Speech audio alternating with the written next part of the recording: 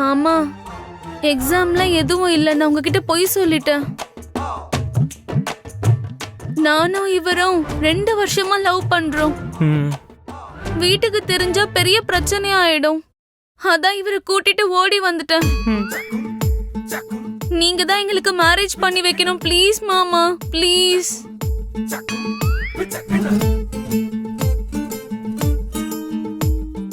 ஏக்கத்தோடு இருந்த என் மனச கொத்து புரட்டா மாதிரி பிச்சு போட்டுட்டு சேர்த்து வைங்கன்னு சொல்றியடி. அண்ணா, எங்களை கை விட்டுறாதீங்கண்ணா.